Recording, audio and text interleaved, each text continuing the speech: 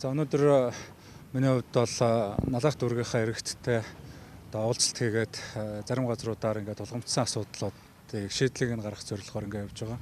За өнөөдөр бид улсын хурлын гишүүн хөдөлмөр нийгмийн хамгааллын сайд Номтой 2 уул уурхай хүнд үйлдвэрийн сайд Дашторж болон нийслэлийн удирдлагууд холбогдох албаны хүмүүстэй ингээд ажиллаж байна. За энэ налахын бид тоосхны үйлдвэр болон энэ нүүрсний уурхай энэ цооногуд дээр бас явж бас газар дээр нь зарим зүйлүүдийг ингээ ярилцаад ингээ явж байна. За энэ налах дүүрэг маань бол үндсэндээ бол энэ нийслэл хотын эрчим хүчний дэд үтс байгуулах зорилгоор анх байгуулагдчихсэн. За 100 жилийн түүхтэй. Тэгээ энэ хугацаанд нийслэл Улаанбаатар хотыг 70 гаруй жил дулаанаар хангасан гэрэлтэй гэгээлэгтэй байлгасан. За энэ үндсэндээ налахын уурхай бол 1995 онд хаагдсан байдаг. Энэ хаагдсанаас хойш бол энд үнэхээр хүнд нөхцөлд зөвшөөрлгүйгээр аюулгүй ажиллагаа энэ журам дүрмийг зөрчиж маш олон 1100 орчим иргэн ажилтдаг улирлаас шалтгаалж тэгээ энэ он гараад л гэхэд 2 иргэн уурхай ослоор нас орсон байгаа. За өнгөрсөн хугацаанд бол нэлээд олон иргэн бол бас амнаас алдж исэн юм нөхцөл байдалтай байдаг. За энэ холбогдох албаныхнаас тодруулахад энэ 2017 он гараад бол энд үйл ажиллагаа явуулж байгаа нэгж зохих зөвшөөрлийг аваагүй. Зохих төлөвлөгөөгөө уул уурхай яамаар батлуулаагүй ийм нөхцөл байдалтай байна. Тэгээ асуудал бол хоёр талтай гэж ойлгож байгаа. За нэгдүгээрт бол үнэхээр энд аж ахуй эрхэлж байгаа аж ахуй нэгж болвол нэгдүгээрт Монгол улсын хүчин төгөлдөр мөрдөгдөж байгаа хууль тогтоомж, журам, аюулгүй байдлын дүрмийн дагуу гэж үйл ажиллагаагаа зохих зөвшөөрлийн дагуу явуулна. Хэрвээ ийм зөвшөөрөл байхгүй бол энэ үйл ажиллагааг бол зогсоох ёстой. Үүний цаана ямар асуудал байдаг вэ гэх юм бол энд ажиллаж байгаа 1100 орчим хүний энэ амжиргааны хүүсрээ залгуулж байгаа юм асуудал байгаа. Тэгэхээр тэр хүмүүсийн энэ хөдөлмөр эрхлэлтийг нь яаж хангах вэ гэдэг асуудлыг бид бас цогцоор нь ярьлаа л да. Тэгээ энэ налахт яах аргагүй ажилгүйдлийн асуудал маш тулгамдсан асуудал байдаг. Тэгм учраас энэ ажил эрхлэлтийг нэмэгдүүлэхэд бол үндсэндээ энэ уурхай за шилний үйлдвэр байсан тийм ээ. За шилний үйлдвэр бол ажилахгүй бас мөн хаагдсан. За тэгээ үндсэндээ тоосгоны үйлдвэрт нэг 1500 орчим налахчууд улирлаас шалтгаалж ингэж ажиллаж байдаг. Ганц нэг оюутлын үйлдвэр үйлчлэгээний ганц худалдаа үйлчлэгээний газар байдаг. Тэгээ төрийн нэг цөөхөн албан агч байдаг. Тэгээ үндсэндээ налахын залуучууд дунд насныхаа 40-оос дээш насныхаа ажилгүй ийм нөхцөл байдалтай. Ажил эрхлүүлэлтийг нэмэгдүүлэхэд бол бид нэн тэргүүнд дэд үтсийн асуудлыг шийдэхээр ярьж байна. Энэ бол Улаанбаатар налах чиглэлийн авто замыг шинжлэх асуудлыг бол энэ жилдээ эхлүүлээ гэдэгтэр бид Замтайврын хөгжлийн сайд болон нийслэл хотын удирдлагуудтай ярьж энэ ажлыг урагшлуулж байгаа. Хоёрдугаар асуудал нь бол энэ налахын дулааны цахилгаан станцын асуудал байгаа. Энд нэг аж ахуй нэгжийг нэмээд нэг ажлын байр бий болгохыг, нэг цэцэрлэг сургууль барих гэхэд энэ дулааны цахилгаан станц бол ачааллаа дийлэхгүй өвөлдөө ослын ийм гормоор ажилдаг болсон. Энийг бол шинжлэх боломжгүй, өргөжүүлэх боломжгүй. Яагаад гэвэл тоног төхөөрөмж нь нэлээд хоцрогдсон. Учираас энийг зохицоор нь шинээр барья гэдэг асуудлыг бид эрчим хүчний сайд ганхуутай яриад энд нь тооцоо судалгаа төслийн асуудлыг нь хийгээд ингэ явж байгаа. За үүний зэрэгцээгээр засгийн газраас хэрэгжүүлж байгаа энэ 21 аймаг 100 үйлдвэрийн төсөлд налахыг хамруулж нэн тэргуунд 2-оос доошгүй сүү боловсруулах үйлдвэрийг байгуулна гэж байгаа. За үүний зэрэгцээгээр гадаадын хөрөнгө оруулалтыг татаж энд үйлдвэр барихтаа ажлын байрыг нэмэгдүүлнэ. За энэ налахт тодорхой аж ахуй нэгжүүд байгаа. Гэхдээ тэд татвараа налах дүүрэгтээ төлдөг. Ягаад гэвэл нийслэл хотын бусад төвийн дүүргүүдэд татварын албад бүртгэлтэй байдаг.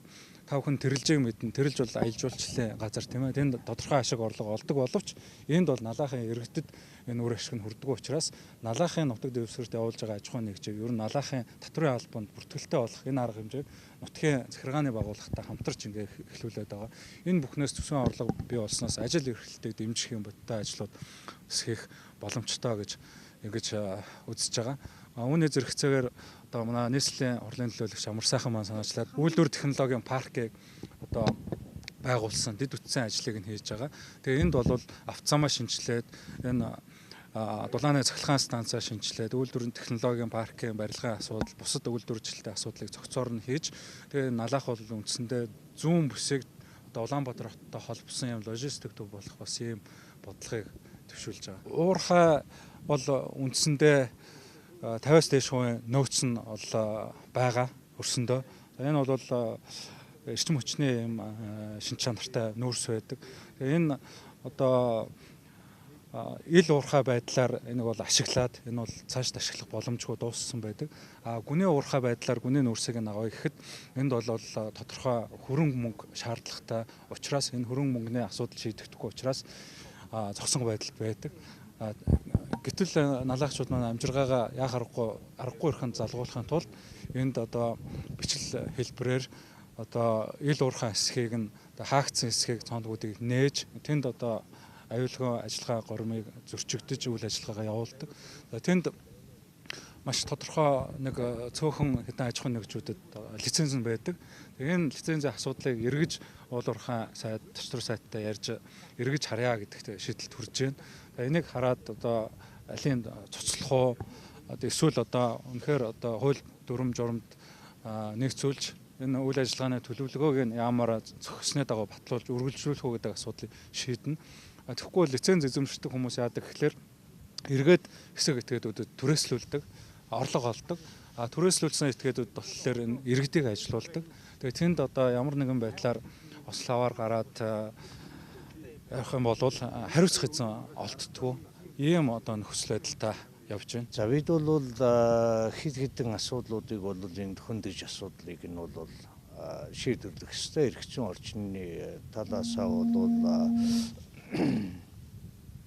нөхөн сэргийлтийн асуудал, энэ технологийн асуудал, энэ аваар ослоггүй үйл ажиллагаа явуулах бодит бололцоо гэдэг чиглэлээр асуудлыг нь бол гарч байгаа хөндөж гаргаж ирэх хэрэгтэй. Энэ асуудлыг бол тэр уул уурхай хуулиндаа бол бид нэр тодорхой бол суулгаж өгж байгаа.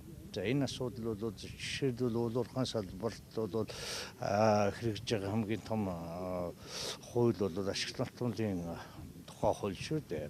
Ашиглалт туулын тухай хууль нь бол лиценз зохицуулалтын асуудлыг шийдснээс биш яг нэг энэ харилцааг өнөөдрийн үүсчихэд байгаа энэ харилцааг бол шийдвэрлэх асуудал дээр учир дутагдaltaй байсан. За энэ асуудлыг бол тэр хуулиараа бол асуудлыг нь бол зэгцлэх ёстой гэж.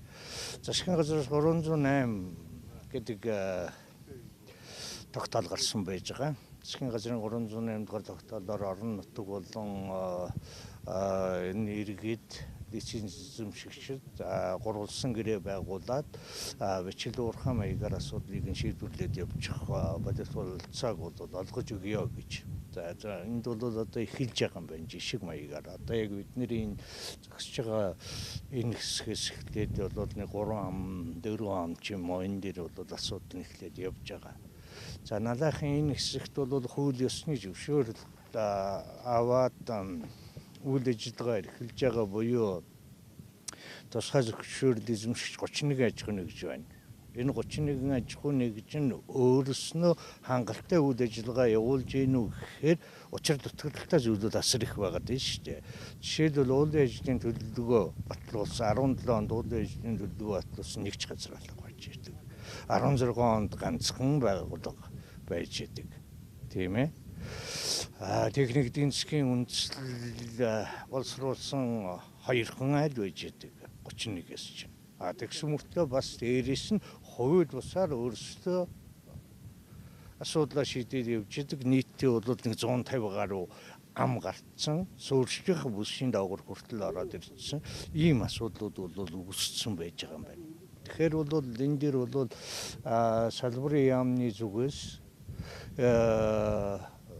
эхний ээлжийн асуудал бол энэ тусгай зөвшөөрлийнх нь асуудлууд дээр бол тодорхой хэмжээний шийдэл бол гаргаж өгөх ёстой, тавих ёстой, зүй ёсныхын шалгууруудыг бол хангуулах ёстой. Тэр үйл ажиллагааны төлөвлөгөө чинь хаа байна? Тэрнийхээ дагуу хийж байгаа юм уу? Аюулгүй ажиллагааны зааварчилгаа нь тэр хэр хангагдж байгаа юм, тийм ээ? Гэх мэтлэнгээр асуудлууд бол их байгаа юм байна. Одоо тэгээд энэ орон нутгийн удирдлагууд, мэргэжлийн хяналтын байгууллага болон манай яамны ашиглалт төвийн хэрэглэх газар эдгээр бол асуудлыг нь бол шийдвэрлээд асуудал бол сургуулж орж ирэхэд бид нь бол бол нөхцөл байдлаа энэ газар дээр нь бол асуудлуудыг ярилцаад ингээд явж байна. 93 онд шийдвэр гараад налахын уурхайн үйл ажиллагааг зогсоосон байна. Тийм ээ. 96 оноос эхлээд энэ асуудлууд бол хөндөгдөж гарч ирсэн байгаа. Тэгэхээр бол энд нэг хоёр асуудал дээр бол нэгэн тэнцвэрийг зөв олох ёстой болж таарж байгаа. Нэгдүгээрт нь иргэд бол тодорхой хэмжээнд ажилтай байж орлоготой байх ёстой. Тийм ээ. Нөгөө талаас нь бол тэр иргэдийг ажиллах нөхцөлийг нь хэр эрхцэн орчин болон хууль энэ аюулгүй ажиллагаа чиглэлд бол хангаж өгсөн бэ гэдэг асуудал нь нөгөө талынхын асуудал нь болж гарч ирж байгаа байхгүй да. Тэгэхээр бол нийтдээ 96 оноос хойш 200 гаруй хүн амир үдсэн нөхцөл байж чинь. Ерөөсөө л аюул ословоор болсон он гарснаас хойш бол 2 хүн бас л энэ уурхайн ословоор энэ зүрийн юмнаас шалтгаалаад нас орсон. Жилдээ бол тэгэл нэг 10 орчим байд юм уу тийм ээ. Тэгэхээр бол энэ асуудлыг бол гацаа байхгүй шийдвэрлэж асуудлыг нь бол зохицуулах ёстой болж байгаа. За нөгөө талаас нь тэр том уурхайн үйл ажиллагаа явуулахад эдийн засгийн үр ашиггүй байсан хэсэг нь ийм бичил уурхайн маягаар юм уу ийм жижиг уурхайн маягаар явах юм бол эдийн засгийн ач холбогдолтой болчиход байгаа тал байна. Энэ бол юу гэхээр за энэ бол нэг 300 м хүртэл судалгаа хийгдсэн. За тэгээд нэг 200 300 м-д бол налахын үндсэн нүүрснийх нь ордон байж идэг. Дээшээгээ газрын гадаргуу руу унлын дагуу гарсан гаршууд дээр нь энэ улсууд үйл ажиллагаагаа явуулж байна шүү дээ. Энийг бол зайлшгүй одоо шийдэх ёстой асуудал учраас энэ хүрээнд салбарын одоо сайдууд, улсын хурлын гишүүд, нийслэлийн иргэдийн хурлын дарга нар гээд энэ хүмүүс бол газар дээр нь үзэж асуудлыг ярьж үзэж ингэж явж байгаа. Яг энэ хэмжээний одоо бас газар дээр нь ирж биеэрээ танилцж тэгээд тэр хэмжээнд одоо бас үр дүнтэй шийдвэр гаргах бол хамгийн чухал. Иймэрхүү хэмжээний одоо газар дээр нь ажиллаж исэн ийм одоо асуудал ер нь бараг байдаггүй. Тэгэхээр бидний гол зорилго бол ерөөсөө шийдвэр гаргадаг хүмүүсээ газар дээр нь ажиллуулъя, нөхцөл байдалтай танилцуулъя. Тэр хэмжээнд нийслэлийн нэг дүүрэг болсон одоо налах дүүрэг. Энэ дүүргийн одоо ирээдүйн асуудлыг бол зэгцлэх. Тэгээд энэ байгаль орчныг хамгаалах, нөхөн сэргээлтийг шийдвэрлэх, нөхөн сэргээлтийг хийх, орчны энэ бохирдлыг багасгах, хүн амын одоо энэ аюулгүй орчныг бас бүрдүүлэх хүрээнд бол зайлшгүй их ёстой ажил байгаа. Яагаад тэгэхээр одоо ингээд энэ уурхай тоосхны үйлдвэргээд бүгд бол ингээд суурьшлийн бүстэйгээ нэгдсэн, нийлцсэн. Тэгээд аль нь суурьшлийн бүсийн, аль нь үйлдвэрлэлийн бүсийн ингээд нэг л бид нар нийслэлийн нутаг дэвсгэр гэж байгаа нийслэлийн нэг дүүрэг болвол суурьшлийн бүс нь тодорхой. Тэр нь үйлдвэрлэлийн ч бай, одоо уурхайн ч бай, аль ч бүсээс тодорхой зайтай, хязгаартай тэр хэмжээнд бие биендээ одоо хортой тийм одоо үр дагавар авчрахгүй хэмжээнд асуудлыг шийдвэрлэхгүй бол одоо аль өдөр өнгөрөх тусмал энэ нөхцөл байдал улам хурцдаг. Тэгэхээр энэ уурхайн одоо асуудал, тоосхны үйлдвэрийн асуудлыг бид бас хамгийн зөв хөлбөрөөр нь шийдээд тэгээд түүний хажуугаар иргэдийг ажлын байраар хангах асуудал бол хамгийн чухал байж. Ахмад уурхайчтай ярьж байгаа бол асуудал бол нөхөн олгорын асуудал гэж байдаг.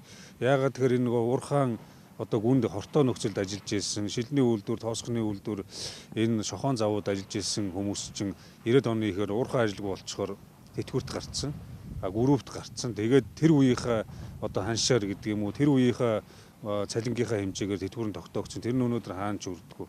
Тэгээд өнөөдөр эрүүл мэндийнхаа одоо эрүүл мэндээрээ хохирдсон. Тэгээд бүх насаа уурхайн хортой нөхцөлд зориулсан, зарцуулсан хүмүүс чинь эргээд бас тодорхой хэмжээний нөхөн олгор зайлшгүй авах шаардлагатай хуулиарч тийм одоо асуудал байдаг. Тэгэхээр тэр хуулиар олгогдсон эрхийнхаа хүрээнд нөхөн олгорын асуудлыг шийдэж өгөөч гэдгийг хөлбөр нэгэн хамгааллын сайд бас олгогдох хүмүүстээ хүсэлтэд тавьж байгаа юм. За ер нь бол зөвшөөрлөлтэй гэхээс илүү зөвшөөрлгүй нь маш олон байна. Өөрөөр хэлбэл одоо 30-40 байгууллага байлаа гэд 1-2 нь аль бие усны зөвшөөрөлтөө уулын ажил, техник эдийн засгийн үнэлгээгээ хийлэгдсэн. За бусд нь бол одоо зүгээр ингээд нэгэндээ түрээсдэг.